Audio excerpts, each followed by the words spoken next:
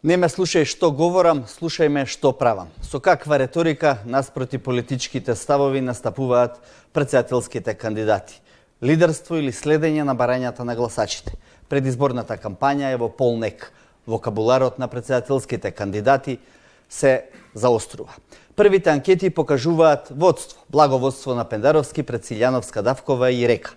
Дали пораките кои ги испраќаат кандидатите за претседател кореспондираат со очекувањата на граѓаните? Дали идниот шеф на државата ќе се одлепи од партиското милје? Вечерва во Отворено дебатираме на овие теми со Владимир Божиновски од Институтот за политички истражувања од Скопје. Добра вечер, добро дојдовте во студиото. Со Никола Спасов од агенцијата Рейтинг. Добро вечер. Добро вечер за вас. Магдалена Михаловска од агенцијата Маркетинг, агенцијата Имидж PR. Добро вечер. Поранешниот пратеник Насер Зибери. Добра вечер и за вас. Добро вечер. Ви благодарам што дојдовте во студиото на речиси средина од кампањата или на блага средина од кампањата, се уште не сме стигнати. Повеќето направени анкети покажуваат благоводство на Пендаровски. На што се должи тоа? Дали на овие десетина дена што веќе изминуваат или е на претходно поставената политичка ситуација во земјата? Божиновски? Двете анкети кои што беа објавени, едната која ја спроведоа Телма телевизија и втората која ја направивме ние за детектор на сител, се беа спроведени пред да почне кампањата. Со цел да видиме каков однос од населите пред почетокот на кампањата, така да можеме да говориме за тие резултати. Таа предност која што имаше Стево Пендаровски од околу 2%, 2,5%, значи беше пред почетокот на кампањата. Сега, како ќе влие кампањата, ќе влие врз избирачите, дали таа разлика ќе се зголеми, дали таа разлика ќе се намали, треба да почекаме да видиме некои други анкети кои што би требало да бидат објавени, нели, до тоа ќе се знае на тие 5 дена пред изборите, да. А инаку, видите, за мене изненадување, бидејќи се очекуваше и поголема разлика. Затоа што зад Стево Пендаровски застана целата владеачка гарнитура. Значи, не е Стево Пендаровски само поддржан од СДСМ, туку е поддржан директно и од ДУИ и од другите помали коалициони партнери, односно крилото на БЕСА, алтернатива сегашна на Гаши, како и од ДП. И затоа мислам дека на некој начин оваа мала разлика изборите ќе станат и поинтересни. И тоа е добро, затоа што тоа на некој начин, доколку се рефлектира, се разбира и на изборниот ден, ќе гарантира цензус за вториот круг. Веројатно и учеството на Бледим Река на изборите, значи на албански кандидат, прави на анкетите албанските гласачи повеќе да се насочуваат кон тој кандидат. Точно, но и Стево Пендаровски има албански гласачи. Значи да се разбереме, позади него застана ДУИ како политичка партија и другите две политички партии. Они немаат свој кандидат, па како што беше порано да се договараат или еве ќе поддржиме ово или оно во вториот круг, туку сега директно работат, односно прават кампања за Стево Пендаровски. И затоа велам дека добро е што е така во однос на рейтинзите, бидејќи единствен, би рекол сигурен исход кој што ќе гарантира во вториот круг да се постигне цензусот е доколку двата кандидати предпоставени кои што ќе влезат во вториот круг, точно, се поблиску еден до друг. Доколку се појави поголема разлика кај едниот или кај другиот, да не прејудицираме сега кај кој се разбира, не дека некој ќе повика на бојкот. Ја не верувам дека тоа ќе се случи искрено. Мислам дека сите партии кои што учествуваат и особено некои што ги поддржуваат кандидатите ќе се борат како во првиот, така и во вториот круг, но доколку има поголема разлика, може да се случи да се појави едно благо разочарување кај дел од поддржувачите на оној кој што ќе биде втор кандидат и поради тоа да се доведе во прашање самиот цензус. Но сепак, нели, треба да почекаме и да видиме. Спасов, ги следевте вие, претпоставувам, и овие досегашни анкети. Веројатно и вие подготвувате некоја анкета како агенција што и досега учествувала на изборните циклуси. Какви се вашите согледувања на овие изборни анкети? во овој момент? Па добро, како што кажа Влајко, тие се правени пред почетокот на кампањата. Јас исто мислам дека кампањата ќе избистри доста работи. Мислам дека како што ќе се доближуваат изборите, ќе имаме денот на изборите, ќе имаме се повеќе определени и тоа ќе го менувате како исходот или рейтинзите кои што ги мерат анкетите.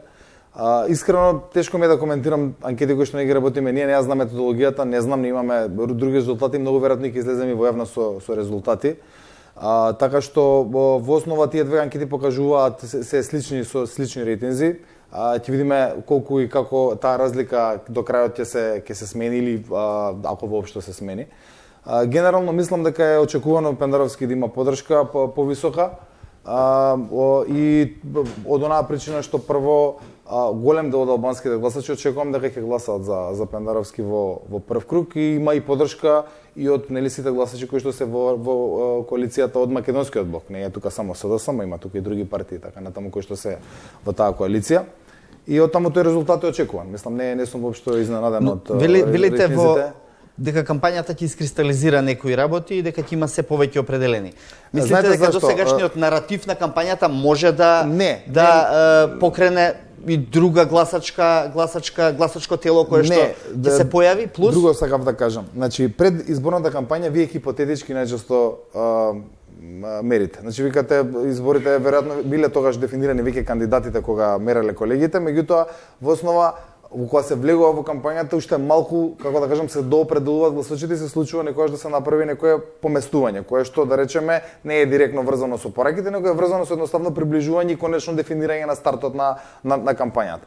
Например, различни се рейтинзите кога хипотетички ги мерите уште кога не се кандидатите, да речеме кога ние правиме мечап, се вика тоа да видиме кои се најдобри кандидати или кој против кој би имал подобар скор.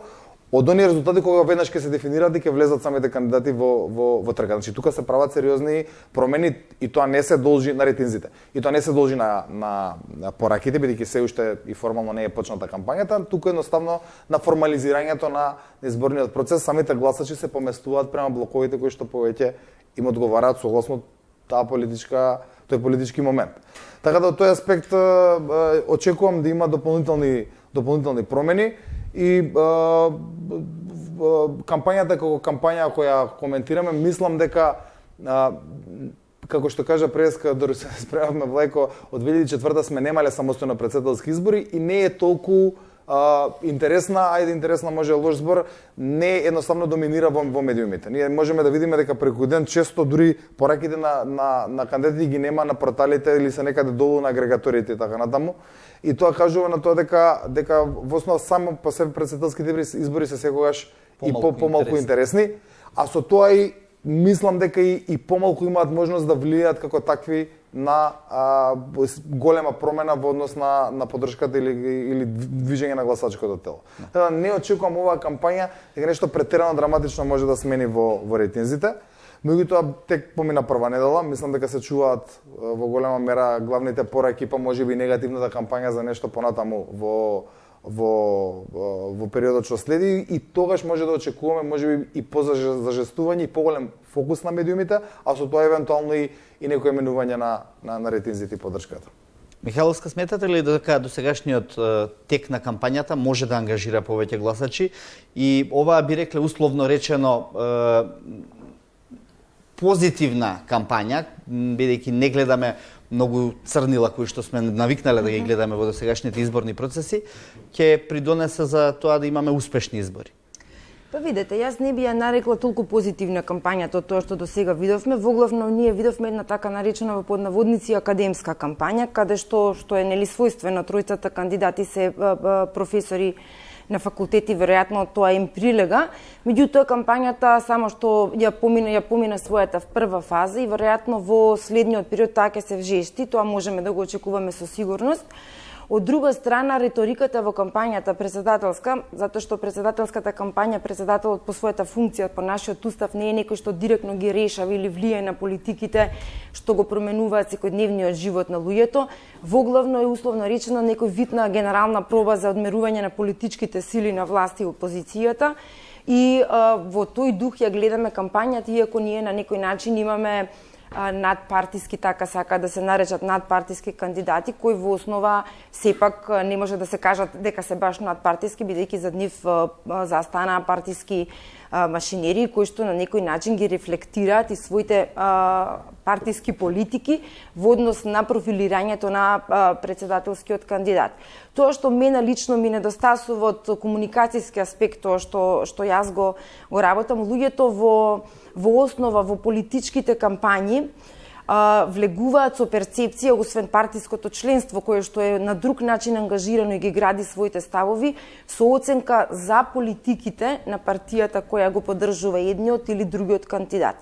Сите политички процеси што во општеството досега се случувале во, да речеме, кратко минато, влијаат на ставовите на поединците, особено на она, условно кажано, непредвидливо или независно гласачко тело, кое што не може точно да се профилира каде ќе го даде својот глас. Во таа насока се согласувам дека кампањата ќе ги убеди тој дел од корпусот на гласачи како да се приколни и како да одлучи да гласа во следниот период. Сметам дека многу малку простор досега да се даде на образложување на програмите на председателските кандидати. Тие имаат објавено своји програми кои што опфаќаат различни аспекти од општеството во рамките на нивните ингеренции помалку или повеќе. Тие програми, како пише НАК, им даваат, условно кажано, можност да се профилираат, да изградат еден индивидуален пристап во овој дел на кампањата и малку да се подигнат пред оној основен политички мотив на партиите кои ги поддржуваат, меѓутоа, можеби тоа и не е целта на кампањата во се забележува дека повеќе се држат до политичките наративи, до партиските наративи, отколку до тие програми за кои што зборувате. Така е, вие сигурно сте забележале дека во рамките на своите настапи тие зборуваат за чисто партиски интереси кон пораките, кон гласачките, кон своите гласачи на митинзите, во директната комуникација. Потоа го оценуваат успешноста или неуспешноста на лидерите на партиите како мотив за тоа зашто треба да се даде тој глас, што до негде е очекувано, зашто на крајот на денот изборите се бројка, победува тој што освоил макар еден глас повеќе, меѓутоа досега не видовме барем малку обид, тоа по мене недостасува кога зборуваме за целосна политички коректна кампања, во насока на издвојување и во текот на изборниот процес на председателот како некој што треба да обединува по своите ингеренции во државата. Зибери, имаме тројца професори практично кандидати за председател и веројатно оттаму таа по-мирна реторика во почетокот барем на кампањата, за која што не знаеме како ќе оди натаму. Може ли се изненадувања во самиот тек на кампањата, што би влијале и на изборниот резултат? Изненадување може да има доколку се случи некој непредвидлив настан од такви размери што би влијал во расположението на гласачкото тело. Лично не очекувам таков настан, бидејќи колку толку состојбите во државата се стабилизирани, некои процеси се отворени и една перспектива општа се гледа. Тоа е првиот момент. Втор момент, мислам дека кампањата нема да промени многу во расположението на граѓаните, без оглед што сме на почеток на истата, и тоа од следните причини. Прво, мислам дека граѓаните и пред да почне кампањата ги знаеа ставовите на тројцата кандидати, ако не толку на Река, ама на Силјановска и на Пендаровски, ги знаеа ставовите по клучните прашања во земјата. По областа на надворешната политика, тука пред се околу Преспанскиот договор, договорот со Бугарија, прашањето на евроинтеграциите, за внатрешните прашања, состојбите во судството, прашањето на аболицијата, амнестијата и многу други прашања. И во текот на кампањата нема да се изнесува нешто ново што може да влијае дополнително кај гласачите. Второ, мислам дека мнозинството на гласачите, поддржувачите на едната, другата или третата опција веќе ги имаат формирана ставовите и поддршката може да се насети. И овој распоред на силите мислам дека нема да се промени, дотолку повеќе што излезноста на изборите во Република Македонија во последните неколку избори не го надминува процентот од 60%. Меѓу 50 и 60% се движи. Ако се исклучи и излезноста на референдумот која беше испод тоа, значи еден голем корпус на неопределени гласачи останува и на денот на изборите не излегува да го изрази својот политички став преку гласачкото ливче. И тој квантум на неизлезени гласови е неопределен, воглавном неопределен, зашто партиските структури знаат брзо да ги мобилизираат своите гласачи и тие и да го изградат ставот на време, но и да го изразат тоа на денот на изборите. Трето, мислам дека првиот круг ќе биде значаен во смисла на распоредот на бројот на гласови на кандидатите што ќе ги добијат, бидејќи во вториот круг ќе одлучи определбата или насоченоста на гласачите на кандидатот Река, кој се претпоставува дека ќе се елиминира во првиот круг. И делот албанските гласови ќе биде поделен уште у првиот круг, бидејќи ДУИ и Алијансата излезе со став дека ќе го поддржи кандидатот на мнозинството, но две опозициони политички партии се определија за нивен кандидат и во вториот круг мислам дека ќе биде од клучен елемент на сочувањето и во чие конто ќе одат овие гласови. Мислите дека насочувањето ќе оди преку партиските лидери или самиот кандидат би можел тоа да го вокализира на некој начин? Јас мислам дека тоа ќе биде синхронизирано, но не мислам дека јавно ќе се излезе да се изнесе ставот гласајте за овој или за оној, но по партиските структури ќе биде дистрибуирана ставот за кој кандидат да се гласа, односно кој кандидат да биде поддржан, со тоа што мислам дека спремноста на гласачите ќе биде додатно мотивирана со партиските агенди. Во тој случај, во вториот круг, ако постои втор круг, веројатно мора да постои втор круг. Сакам да кажам, ако во вториот круг влезат Пендаровски и Силјановска, Пендаровски некако има предност во таа, ако се следи вокабуларот на партиите што учествуваа досега и во владината коалиција. Или можни се и други партиски дилови, пазарења и така натаму. Бидејќи и Алијанса за албанците и другата партија генерално ги поддржа уставните промени, преспанскиот договор, сето она за кое што пак Силјановска сега во својот наратив во кампањата има еден поинаков став. Добро, ама Силјановска не веле дека нема да го почитува тоа што е веќе договорено, него едноставно ќе се бори колку што може да направи во следниот период тоа да биде подобро за Македонија. Во рамките се разбира на можностите кои што ги има. Она е легалист и никогаш не кажува дека нема да го почитува тоа што веќе донесено. Дали со тој став може да смета на албански гласови, прашам?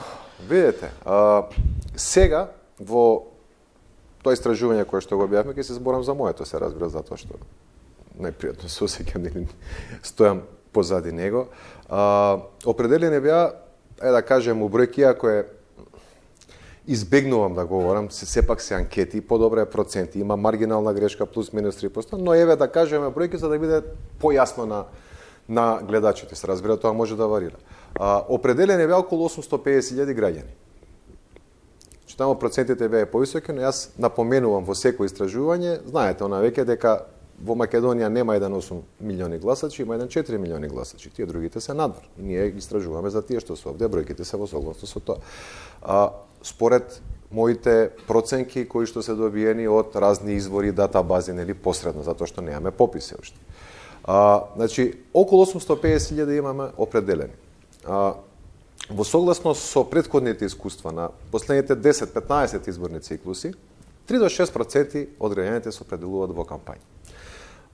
Сега разликата помеѓу оние кои што се определени и оние кои што одговориле да ќе гласам на изборите е токму толку, околу 6 до 7%. Што значи дека ние можеме да очекуваме, значи мислам 46 дека се определени, до 54, ова ви кажувам според бројките од државен од ДИК, Државна изборна комисија, значи ја искрено очекувам таа бројка да се зголеми за 3 до 6%. И сега дали ќе иде повеќе неке 3 или повеќе неке 6, тоа зависи од самата кампања. Така да моите процени, нашите процени на ИПИС е дека ќе излезат меѓу 900 и 950.000 гласачи. Кампањата ќе покаже дали кандидатите и партиите биле доволно успешни, па ова да се приближи на кај таа горна граница, или можеби кампањата не делувала доволно, не била доволно привлечна за тие неопределени и да оди кон таа долна граница. Но околу 900.000 излезени граѓани ќе има во секој случај. Сега што ќе се случува во вториот круг? Доколку се кандидатите блиску во рамките на, да кажеме, 30, 40, 50.000 разлика за едниот или за другиот, тоа е дополнителен мотив за нивните поддржувачи, но и можеби плюс граѓани да излезат и да го дадат својот глас. И тоа не мора да биде поврзано со претседателските избори. Ние имавме локални избори на кои што се гласаше најмалку за градоначалници 2017 година. И тука знаеме дека имаше извонредни градоначалници кои што едноставно не добија уште еден мандат, не затоа што работеа лошо, туку затоа што генералната политика на партијата која што ја представува најде на отпор кон граѓаните, пред се кон дел од нивните поддржувачи. Така да во вториот круг, ако претпоставиме дека кидат Силјановска и Пендаровски, гласачите на Река, јас се согласувам, тие се еден од клучните фактори, но не единствен. Моја претпоставка е дека најголем дел од нив ќе си останат дом. Сега за сега. Барем она што го имаме како истражување. Ќе видиме, можеби тоа ќе се смени, не можам да кажам сега, се уште е рано, но дека тие најголем дел во вториот круг ќе си останат дом. Спасов? И само уште извини, уште 10 секунди. Значи единствен, затоа реков на почетокот да повториш нешто. Единствен би рекол единствена варијабла, условно кажано, која што гарантира успех на вториот круг, односно остварување на цензус, е разликата помеѓу двата кандидати кои што ќе одат да биде што помала. Све останато е веќе во рамките на претпоставките. Спасов, прашање или да се надоврзам? Може и да се надоврземе во однос на ова што го зборувавме за гласачите на Река во вториот круг.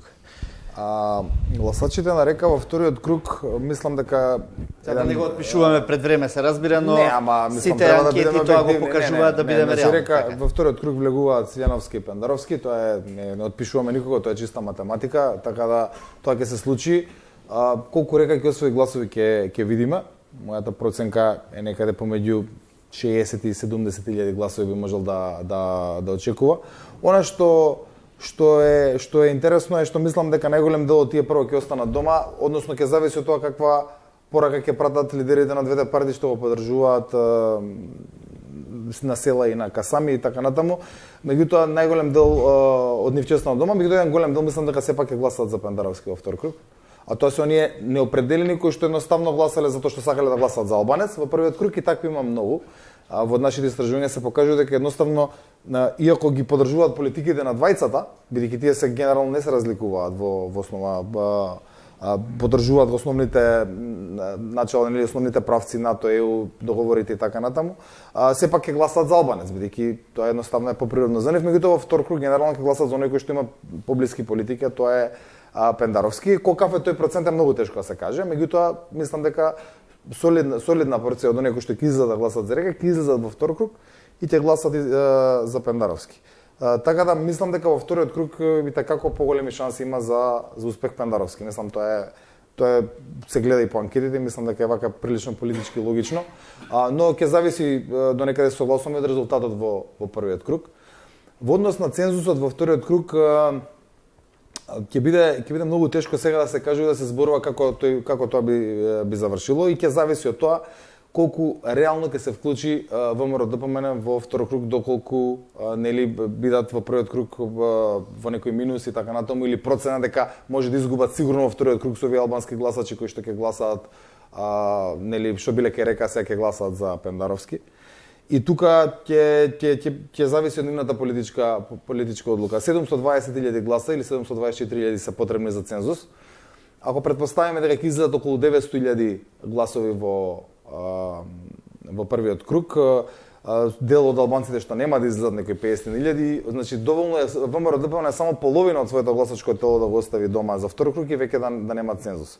Значи дека цензусот е многу критичен, прво критичен и сам по себе, дури и без бојкот, мислам дека ќе биде горе-доле понизок, али со било каков паитивок бојкот или да речеме некој тип на бојкот каде што челниците на ВМРО ќе гласат, меѓутоа дел од членството ќе биде инструирано да не гласа, може многу лесно да доведе до пробаѓање на изборите во бојкот. Не верувам дека му одговара и на лидерството на ВМРО-ДПМН во овој момент, ако се знае дека тој треба и во вториот круг да покаже добар резултат, за да може да си оправда својата позиција во партијата. Значи видете, мислам дека ако се навлегуваме во политички стратегии на партијата, ВМРО-ДПМН фрла све на една карта на првиот круг.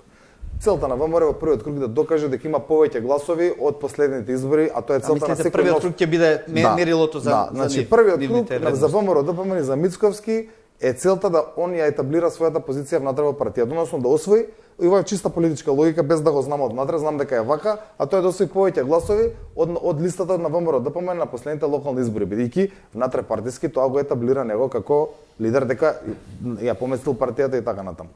Во зависност од резултатот кој што ќе го има вечерта на 21-ви, уште вечерта они ќе имаат неколку сценарија за тоа што ќе направат следно. Ако е тесно, веројатно ќе повикаат да продолжат. Ако се случи некој голем пораз, може се случи да отидат на непризнавање на избори. Значи тоа е веќе, пак мислам дека нешто што сега ниту тие го знаат, ниту ние, туку ќе зависи се од исходот на изборите, нормално од процесот на самите избори на денот на гласањето, ќе видиме како ќе се одвива. Така да, дали ќе има цензус и бојкот или око, многу зависи од тоа што вистински ќе се случува во првиот круг на изборите. И сега моментално сите ја фрлаат, значи сите карти се на прв круг. Тоа го прави ВМРО, се повикува активно на гласање, тоа го прави СДСМ, а бога ми приметувам што искрено сум и до некаде изненаден, го прави и ДУИ доста активно во последно време, иако не директно за Пендаровски, повеќе за својата идеја за надпартиски кандидат. Албанските партии се во кампања, така што очекувам првиот круг да биде оној кој што ќе отприлика ќе ги дефинира стратегиите за што ќе се случува натаму во втор круг.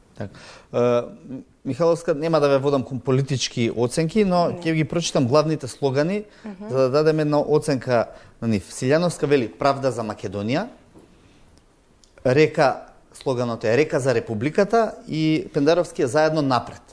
Што ни кажуваат овие три слогани одвоено ако ги погледнеме едно по друго? Многу ми оценија дека река може би имала и најинвентивен израз тука. Да, леплив за увод, да, брзо се памти, што во основа слоганите кога се конструира треба во многу кратка форма да изразат политичката ориентација и главната порака на кандидатите. Што ни кажуваат тие? Тие ни ја кажуваат главната порака и политиката што ќе ја пласира или за која ќе се залага кандидатот. Ако го земеме слоганот на господинот Пендаровски, тој многу јасно кажува дека неговата политика ќе оди напред во постигнување на целите кои ги поставила владеачката структура која го поддржува, тоа се евроатлантските интеграции, НАТО интеграцијата е делумно нели завршена, се чекаат ратификации, меѓутоа ќе оди во тој правец за исполнување на таа агенда на надворешно политичката агенда на Македонија, додека пак господјата Силјановска алудира на тоа дека правната држава и владењето на правото е најважното и приоритетот на кој што таа ќе се посвети, сакајќи нели меѓу редови. Тука дали е правната држава и владењето на правото во внатрешни рамки или правда за Македонија во надворешни рамки? Или алудира на двете? Ако видите како таа комуницира на своите јавни настапи, таа се секако го подразбира дека се однесува и внатрешно и надворешно. Значи, како единствен принцип, таа зборува и за домашно владење на правото по сите основи, меѓутоа исто така зборува и за меѓународно владење, односно почитување на меѓународното право кое што де факто постои, меѓутоа нели неговата примења е прашање на други геостратешки политики. Слоганот на господинот Река, кога го конструирале, јас не сум разговарала со луѓето што работеле во неговиот тим, меѓутоа главната цел негова било дека треба да биде со рима на неговото име, за тоа да биде лесно памтливо, и сака да покаже на некој начин дека и тој има што да даде во насока за натамошно напредување на републиката како една држава за сите. Слоганите на претседателските кандидати во основа, ако ги прочитате нивните програми, се совпаѓаат и се во насока на тоа што го протежираат. Меѓутоа, треба да сепак имаат малку време, но треба да дадат малку повеќе простор на тоа да ги образложат своите политики кои што се содржани во нивните слогоа. Јас не знам, не можам да кажам како се прават анкети. Јас ги читам анкетите што ги нарачуваме за наши потреби, ги гледам како готов производ. Меѓутоа, минатите процеси политички кои што беа значени укажува на големи отстапки на некои од анкети, сосема промашување на резултатите. Во таа смисла, не го кажам ова дека тие биле погрешно правени или сакале нешто друго да покажат. Сакам да кажам дека сепак во текот на изборната кампања можно е да се случат пресврти, се случувале и во големи демократски земји каде што гласачкото тело е многу големо и така натаму, можно е во текот на кампањата да се случат пресврти. Сигурно господата тоа го знаат затоа што го работат многу суштински, многу детално и политичката кампања и начинот на кој што се комуницира и каква политичка калкулација ќе направат кандидатите после вториот круг, се е можно и ниедна опција по мене не треба да се исклучи. Иако од аспект сегашен прилично предвидливи може да ни се чинат резултатите, ништо не треба да ни изненади доколку се одлучи за некаква друга калкулација кој кого ќе подржи. Зибери, покажуваат ли лидерство овие тројца кандидати, ако се погледнат и нивните слогани, но пред се како комуницираат и начинот на кој што работат на терен со граѓаните? Кој има ли оној мотив, она енергија потребна за да се привлечат гласачите на начин кој што ќе значи победа за некој од нив? Педаровски оди на една сигурна карта, гледаме заедно напред кон евроинтеграциите. Силјановска со Правда за Македонија алудира на сегашните политички процеси кои што се случуваат и Река со овој полуамерикански наратив. Се обидувам да не сум субјективен и ќе го изнесам моето видување. Мислам дека харизмата е поизразена кај Пендаровски. Неговите настапи точно покажуваат некоја доза на сигурност во него. Сигурности во смисла доколку го добие мандатот дека ќе ги спроведе овие проекти кои се започнати и таа би била успешна порака испратена до гласачите. Искрено очекував повеќе од Силјановска, но мислам дека некако нема доволна доза на сигурност во настапите, иако академски е подкована, е познавач на политичкиот систем и може да даде многу повеќе. Река на почеток беше во дефанзива, но полека се консолидира, зашто и тој исто така е научно подкован и познавач на приликите. И мислам дека Река ќе биде пријатно изненадување и мислам дека овие бројки што Спасов ги спомна, мислам дека дури ќе бидат и надминати. До сегашниот тек на кампањата покажа дека Силјановска е многу преокупирана со прашањето на името през Спанскиот договор и во сите настапи доминантна е таа тема. Мислам дека за претседател на држава не може да не се очекува и изнесување на ставови за повеќе прашања, поготово во областа кој тој е надлежен. Она засега се задржа или е сконцентрирана само на тоа прашање и мислам дека со развојот на настаните ќе мора она да направи повеќе на тој план. Слоганот и досегашните настапи на Река, мислам дека малку кој ги свати во суштина што значат. Неговиот слоган е Республика. А тоа значи држава како республика, зашто смета дека республика досега беше многу респривата, приватизирано. ги слушате неговите ставови во однос на судството, во однос на јавна администрација, како оди неговиот рефрен, партизирано судство, непотизирано јавна администрација и така натака.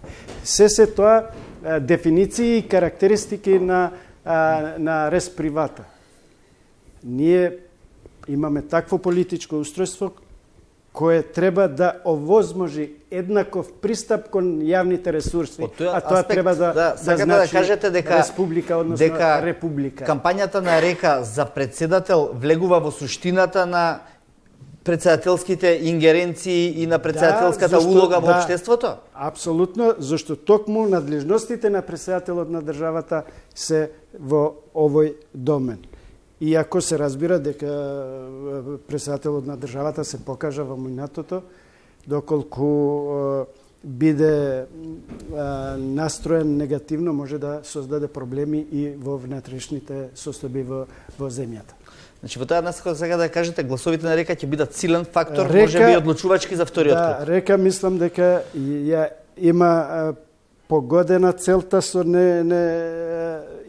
со неговата парола, но и настапите негови одат во насока на тоа да се дистанцира од тесно политичките интереси и партиски интереси и да се представи како кандидат кој може да значи унификација на населението во однос на јавните интереси кои треба да ги застапува еден председател на држава, односно република. Како политиколози Спасов и Божиновски, ајде прво Спасов, сега да малку да менуваме редослед.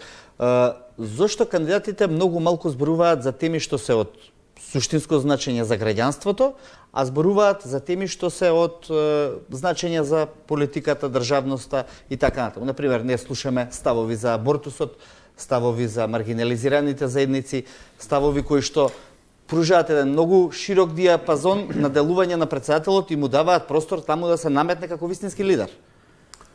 Видете, овие избори мора малку да се вратиме на назад за да сватиме дека во основа се само континуитет на наративите кои што се поставија уште од референдумот на ОАМ.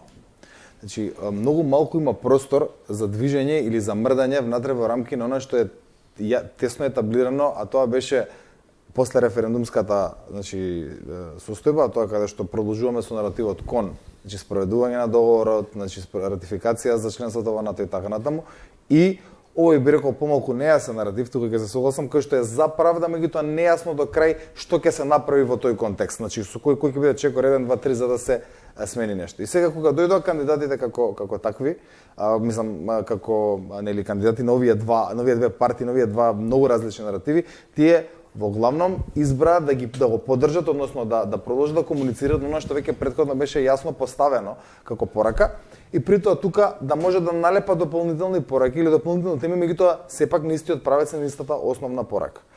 Например, заедно напред слоганот, заедно подразбира сите граѓани, тука подразбира дека нели заедно за сите етнички заедници, но и на сите нели маргинализирани групи, па има и настап на нели на лицата со Даунов синдром, на конвенцијата, така да имаше тука некои пораки во тој дел. Меѓутоа во основа не е ни комуникацијски паметно премногу да се експериментира кога нешто веќе е така добро етаблирано и поставено, односно е подобро да се бараат пораки кои што дополнително ќе го зајакнат или ќе дадат друга перспектива, меѓутоа сепак на истата од партиски политички аспект.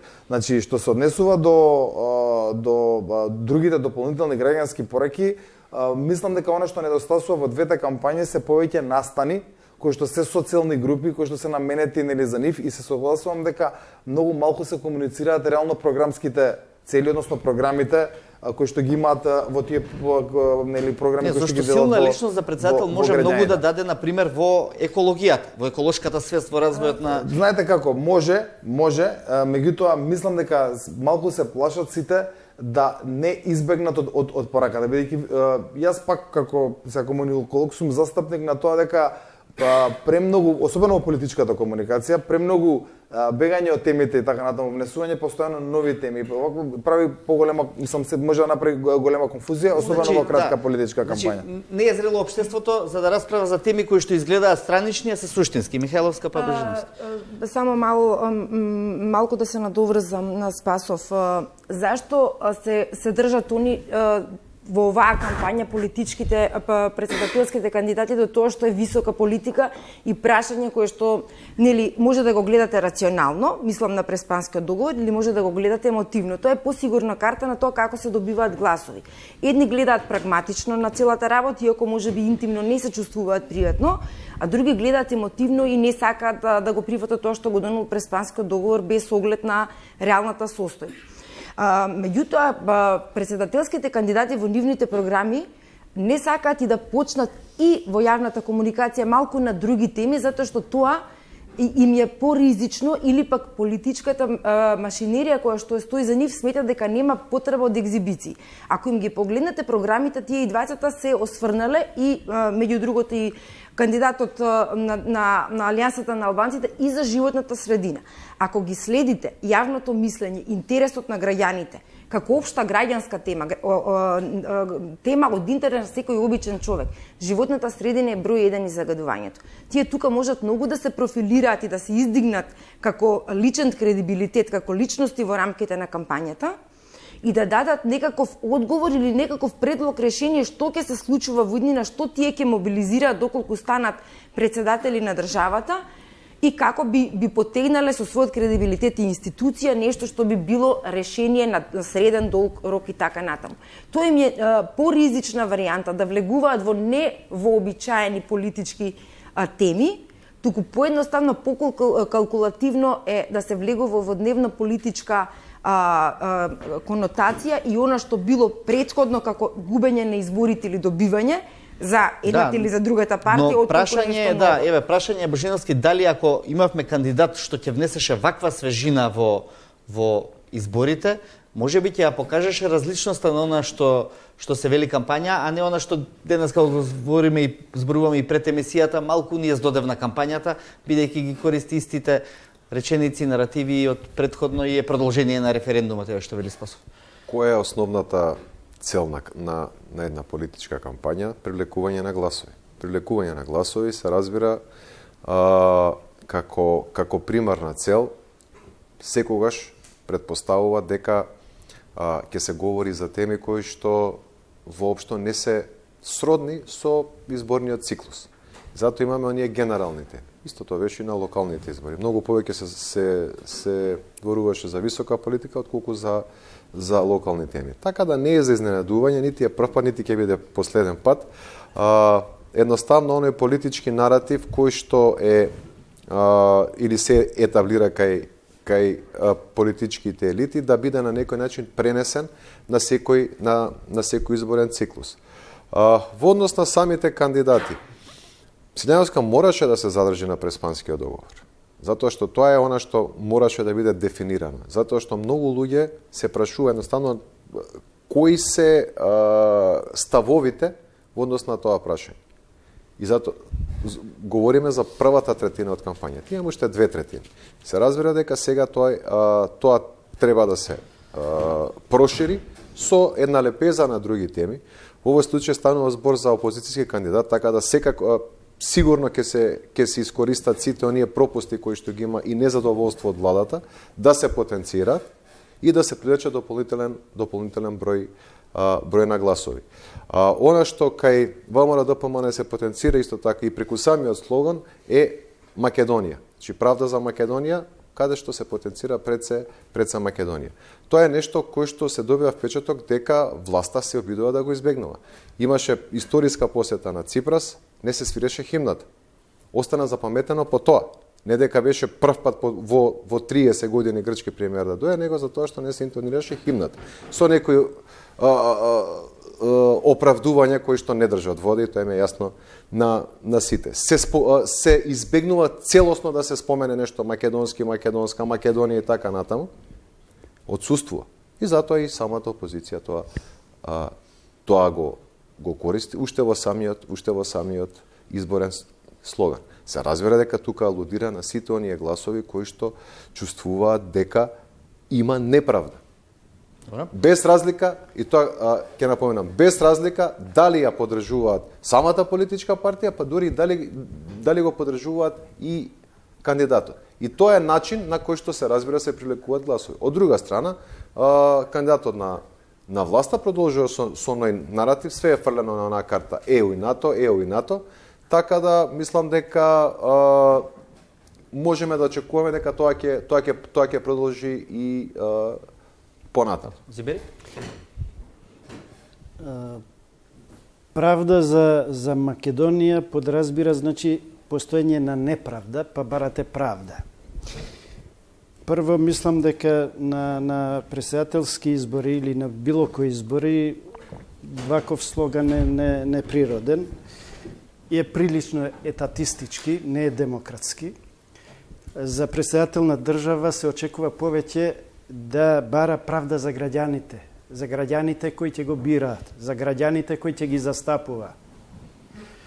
Тоа е прва работа. Второ, ако барате правда, значи треба и да дадете рецепт како до таа правда вие, доколку бидете бирани, ќе стигнете.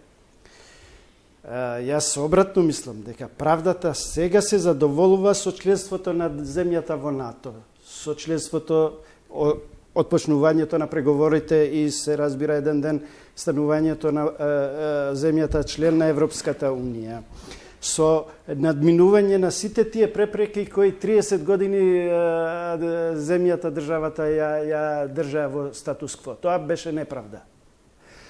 Тоа е прво. Второ, Преспанскиот договор, впрочем, е двостран договор, постигнат со согласност на двете страни.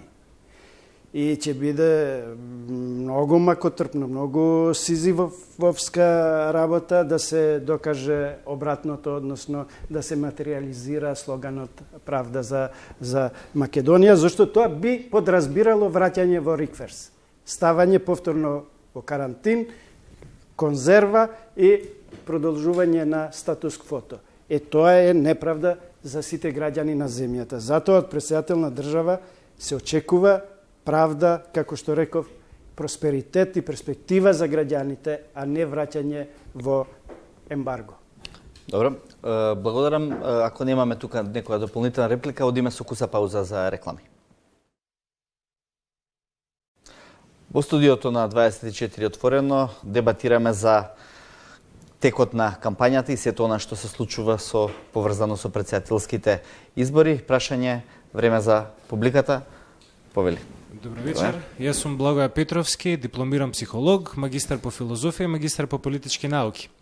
Сакав да ве прашам следново.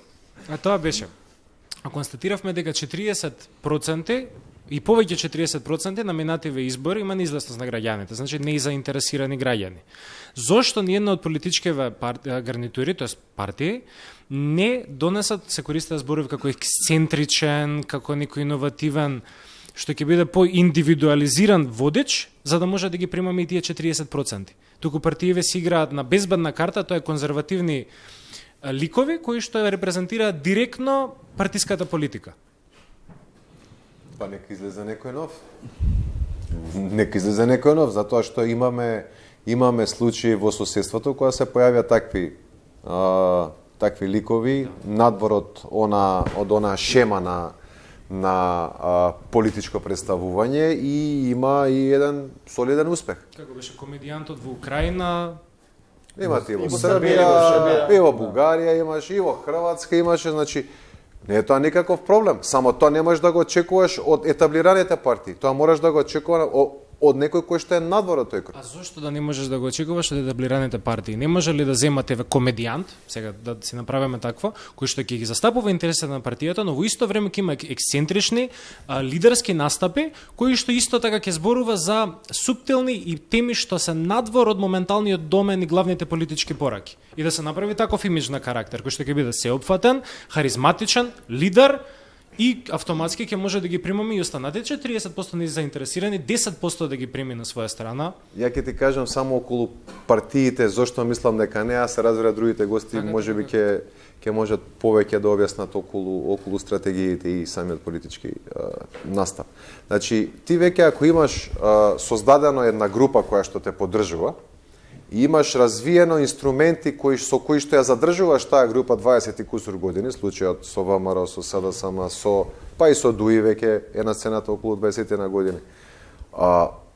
Никој нема да го ризикува тоа со поставување некој кандидат кој што е надвор од тие воспоставени политички практики. Затоа велам, има простор, има граѓани кои што за кои што партиите стануваат непривлечни, тогаш треба да се појави некоја нова група која што ќе се обиде да создаде таков круг. Бидејќи вака ти можеш повеќе да изгубиш отколку да добиш. Само уште едно прашање па за ова што го кажавте, тоа е ако се водат по анкетите.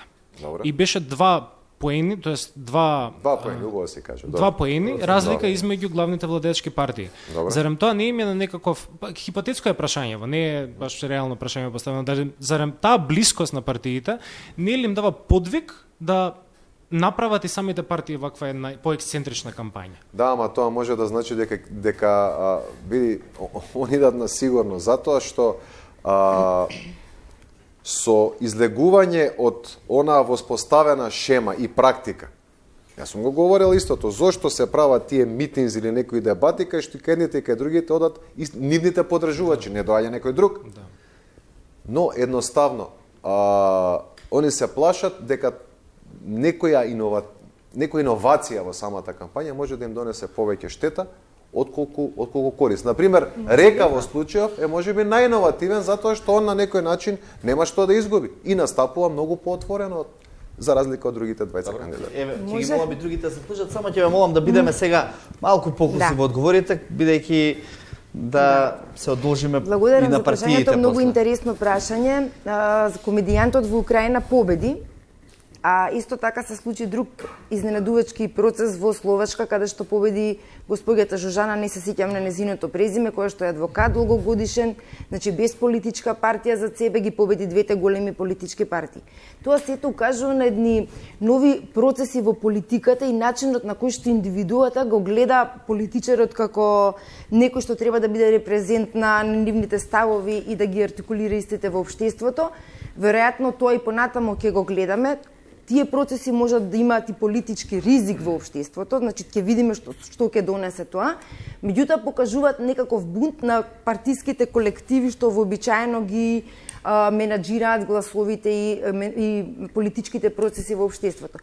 Се слагам со господинот дека политичките партии се плашат да влезат во таков ризик, сакат на тоа што им е познато сигурно, за да влезат во нешто ново, сосема да ја свртат политичката комуникација, треба да ризикуваат може еден изборен циклус, за да тоа нели фати некако корен, што би се рекло. Во Србија, например, тие политичари неконвенционални што беа излегоа да се тркаат на изборите, всушност потоа се покажа дека се во функција на одзимање на гласови за некој друг што потоа ги доби изборите. Значи биле дел од политичкиот фолклор за некои други посериозни политички играчи на пазарот. Тоа е во политиката дозволено, нормално, секако политичарот е тој што треба да најде начини како да добие победа на изборите. Тоа е главната цел. Комуникацијата произлегува од политичката доктрина на партијата. Партијата не може да биде ексцентрична или да направи интересна кампања, некоја невообичаена, ако се занимава со сериозни прашања, затоа што кај нас, ако забележувате сите политички циклуси, сите избори, независно дали се работи за локални, тоа го кажа и Божиновски, се прашање на живот и смрт, се работи за глобални политики, на локални избори се зборува за некои прашања што тотално немаат врска со ингеренциите на градоначалниците, така што одговорот на тоа е веројатно треба малку да созре општеството и да се релаксираат процесите за да дојде до нешто ново, нешто што ќе зборува за индивидуата, некои други прашања ќе тангира. Зибери да кратко.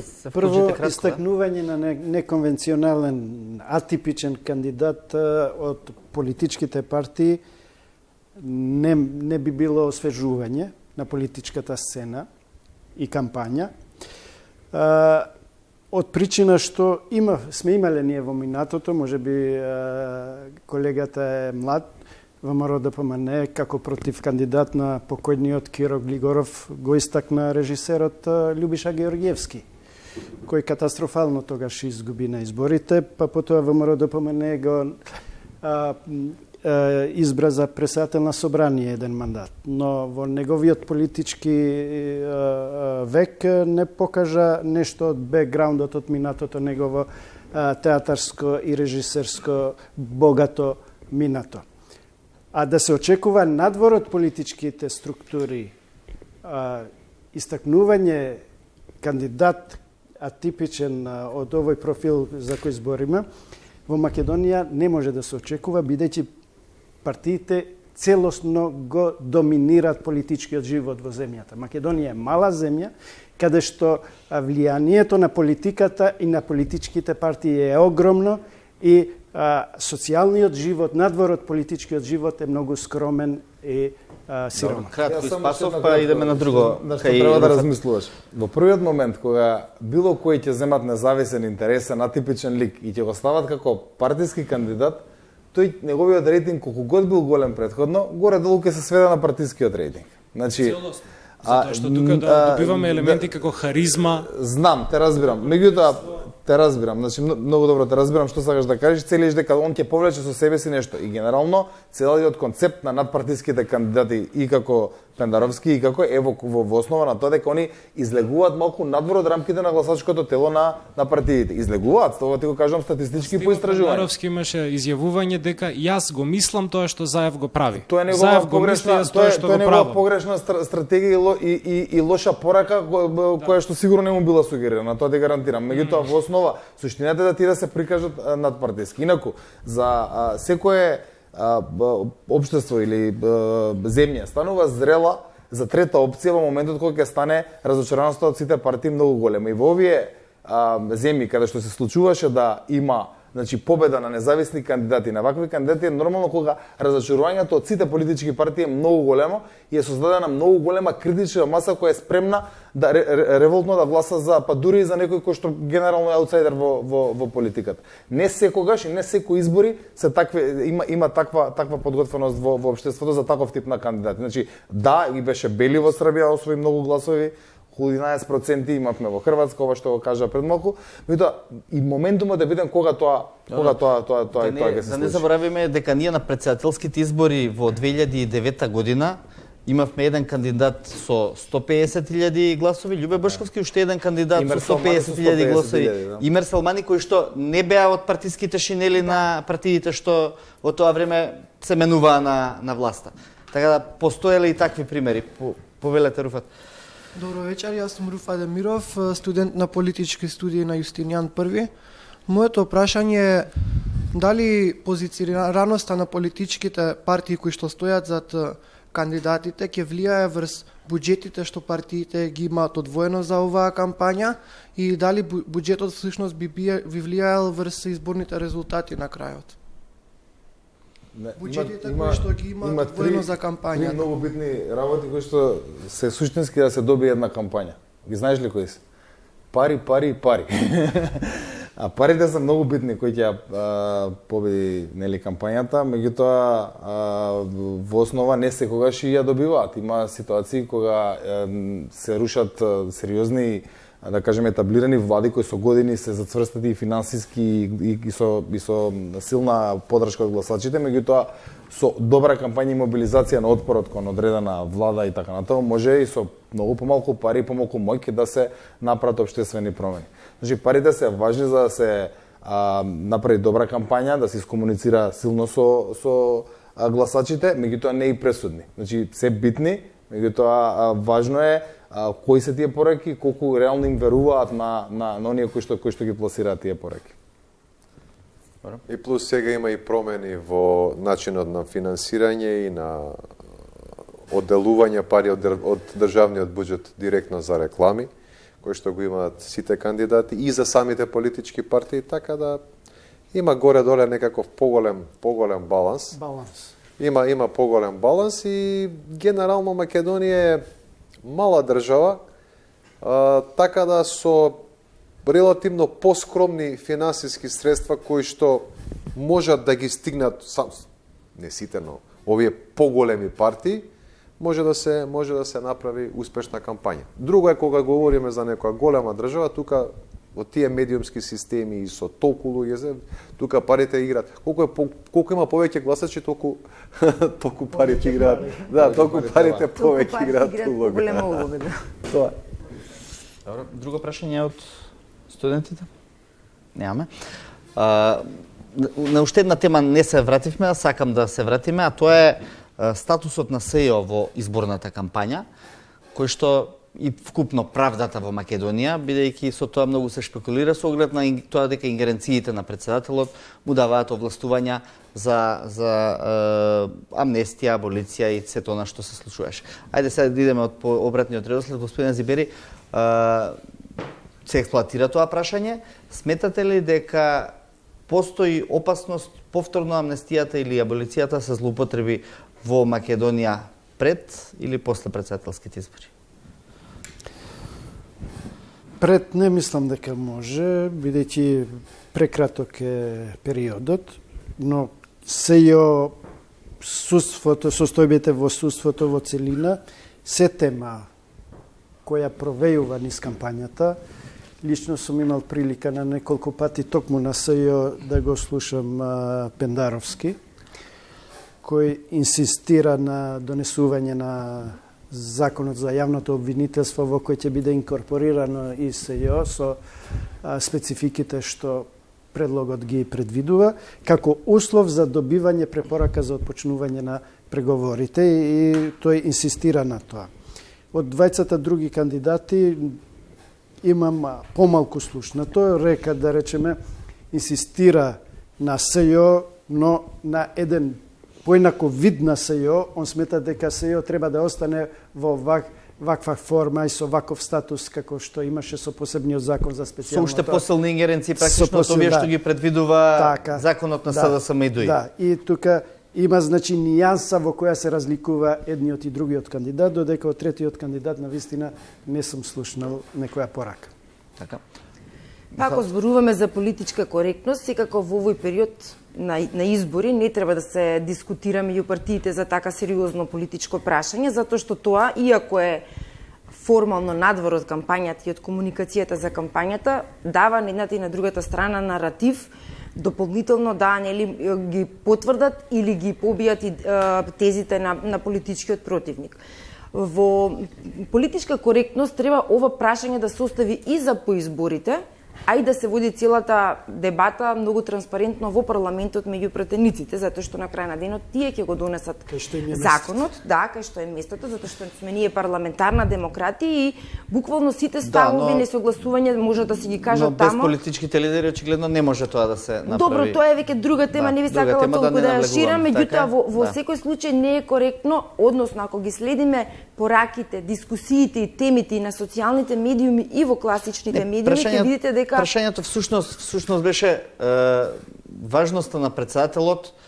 Ја видовме на неколку пати во Македонија во изминатиот период и како тој може да влијае на овој или оној начин преку учеството свое во правдата или неправдата во Македонија и оттаму дали и зашто СЈО и правдата е битно за овие избори. Апсолутно сте во право. Ние во моментот имаме официјално барање од страна на осудени лица кај овој председател, кај председателот Иванов, чиј мандат се уште си е валиден, и сега имаме дискусија нели дали тој смее или не смее, зашто нели ќе се изјаснат правниците дали он има правно основа да постапи по тоа барање, зашто реално има институт во неговиот мандат тоа да го направи, без оглед на тоа што мисли едната или другата политичка партија. Меѓутоа, потегнувањето на тоа прашање во кампања не е добро ниту за политичката кампања, ниту за едната, ниту за другата политичка партија. Спасов и Божиновски, ќе молам само со едноставни одговори.